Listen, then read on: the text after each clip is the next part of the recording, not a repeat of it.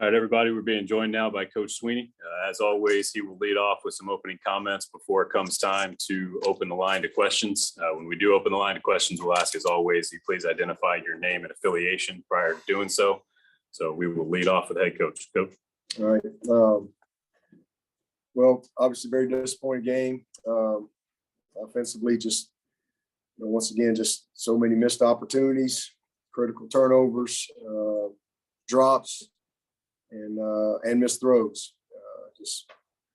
We are what we are right now. We're very immature, very young, and very unconfident offense. That's for sure.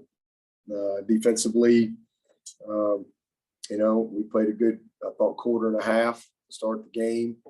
Then we had the big bust on the throwback, busted coverage there, and then they made a nice play on the 3rd and 7 sprint out touchdown, and then they come right back with a 2-minute drive and 4th and 7 get a touchdown. It's very disappointing.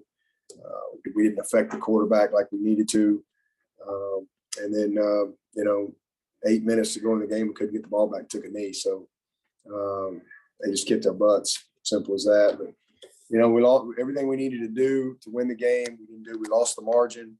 We did not make the routine plays that were there, and just some huge missed opportunities. We've got a chance to go up 14-0, and we don't make a play. And then they come right back and score, and then they get the ball back with a little bit of time, and they hit a 4th down touchdown right there at the end of the half, which was really critical. But again, didn't make the plays there, and then 3rd down was the difference. So lost the margin, didn't make the easy plays, and then 3rd down they were 10 of 18, and we were 4 of 11. So couldn't get them off the field, couldn't stay on the field, and we didn't affect the quarterback. He's a great player. I tell you, he's we've watched him. Obviously, we've played him now a few times, and he's just gotten better each year. So you got to give Pittsburgh a lot of credit. Coach Narduzzi, what a great job they did in preparing their team, and they hung in there. They made the plays, took advantage of some opportunities, and found a way to win the game. And again, the quarterback was outstanding.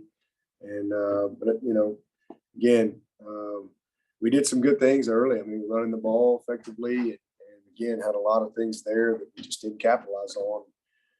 And that's kind of who we are right now. So we're a 4-3 team.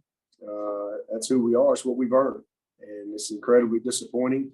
And I am 1,000% responsible. As simple as that. It's 100% on me. This team's performance. It starts with me as the head coach. Period.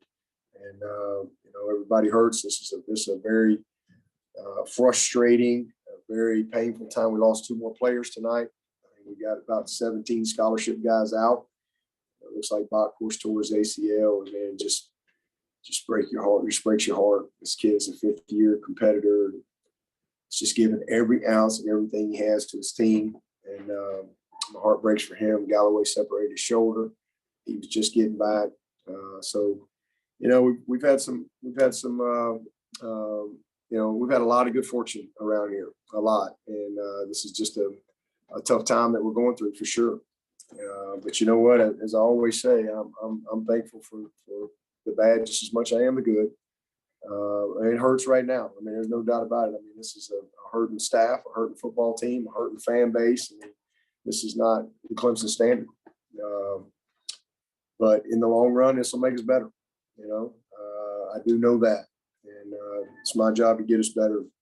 Show back up on Monday and get back to work and see if we can just find a way to go win the next one. That's what we have an opportunity to do, and I'm thankful for that we do have another opportunity, and we'll put everything we got in it, and just keep grinding and find a way to win a game next week. So with that, I'll take your questions. Hey, Coach, it's Trevor Gross from CUTigers.com. We've never seen a pick 6 on a shovel pass like that before, but bringing Tyson in, was it just the right moment to give him a chance, or was it more of a disciplinary thing for DJ? And I gather that you were probably pleased with the way DJ responded when he did come back in.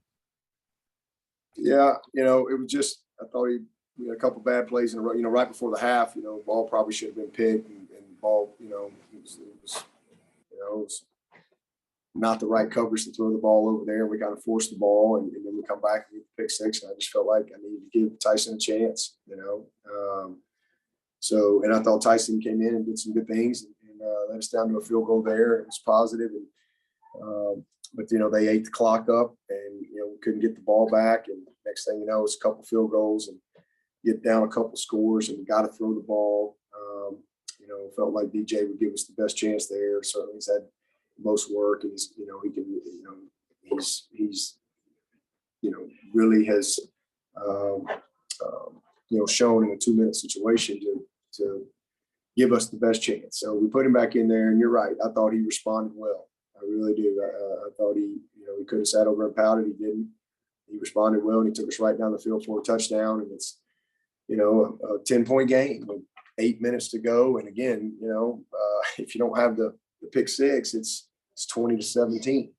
And, things are kind of different. But that's probably the biggest disappointment, is there's 8 minutes and we got 3 timeouts, and they took a knee. Never got the ball back.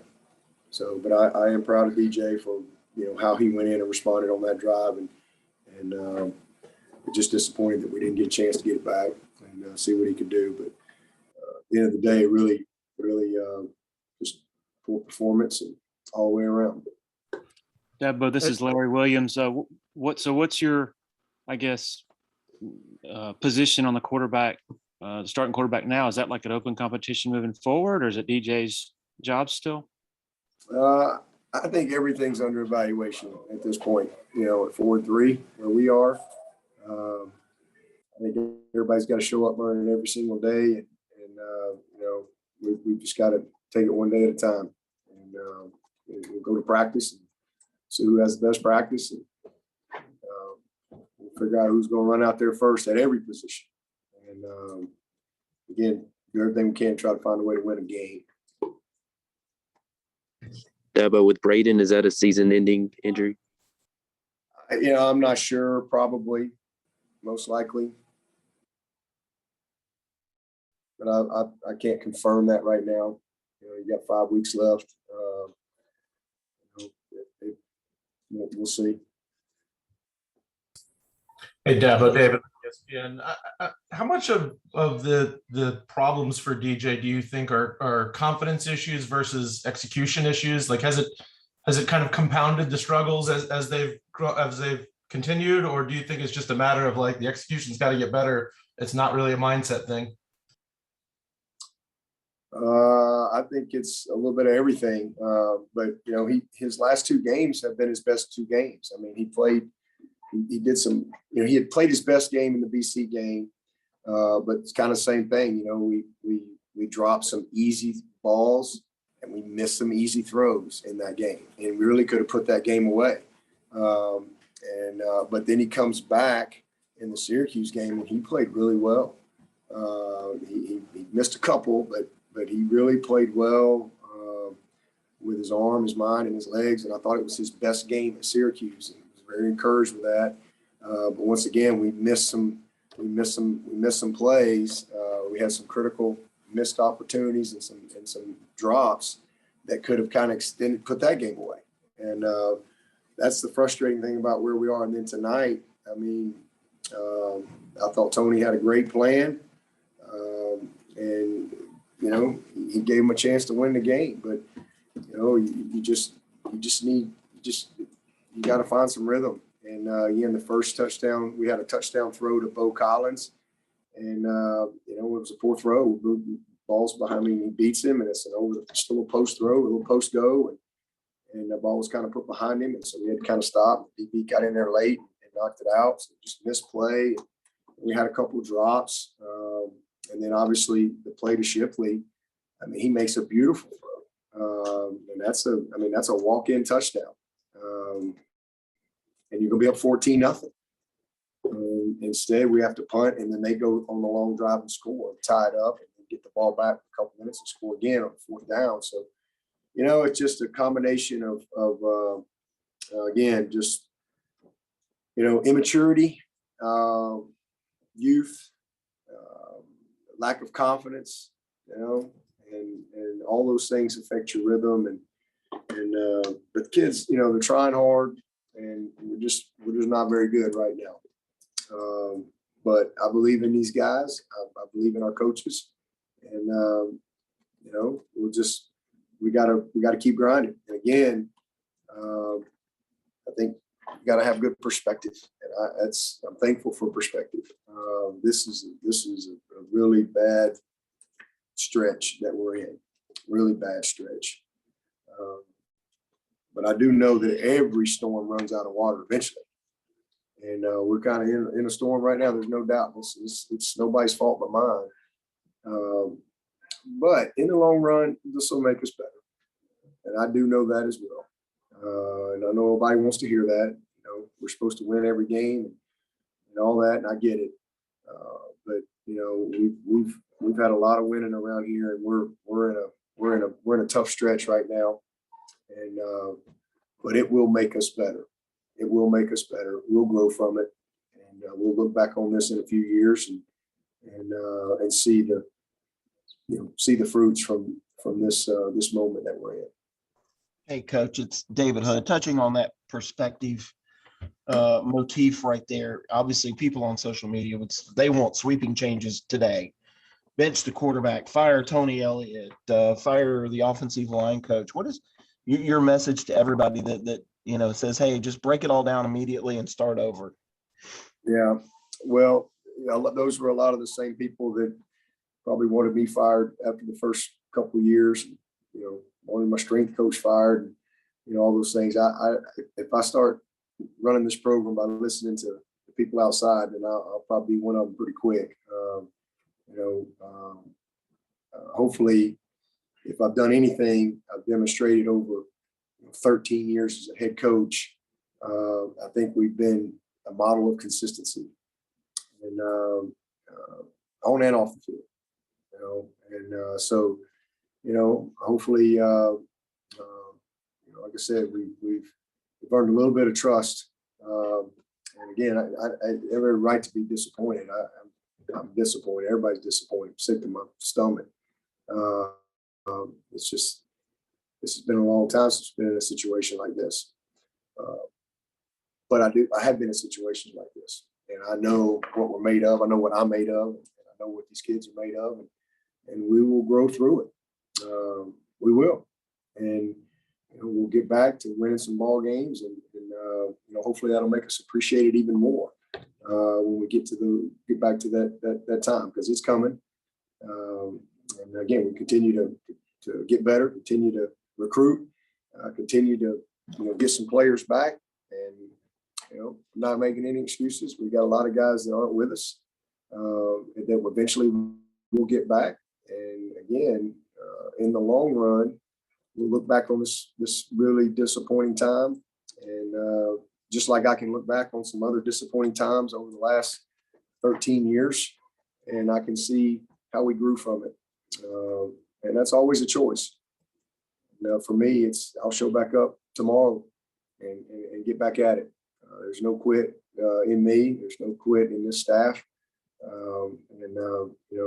We're going to focus on trying to win this game this week. That's all we can do. Dabo, this is Larry. Do you think, sort of following up on that, do you think that this is just one of those freaky years where all kinds of factors are going against you and you chalk it up to that? Or do you think that you can get better without making sort of structural staff changes, anything like that? Is that something you're considering? Absolutely not. We have a great staff that I believe in wholeheartedly. We all got to do a better job, starting with me. But it's definitely a year that it's hard to explain. I mean, it's just crazy, what we have dealt with. And, but again, nobody wants to hear that. But I'm here every day, and I've got a very good perspective and a front row seat to the issues that we have. And, I know the type of people that we have involved. And, man, I believe in our staff. I love our kids, and, we'll keep pushing through. Anything else for Coach Swinney? Dabo, this is Grace with The Athletic. You said earlier that it was all on you. I guess how can you just elaborate on that a little bit more and what you specifically feel like you'd like to do better? Well, the team's performance is I'm responsible for that. So I got to find a way to help them, be more confident, make those plays that are there. I can't really do anything about injuries. It's some of the craziest stuff that I've ever been a part of ever.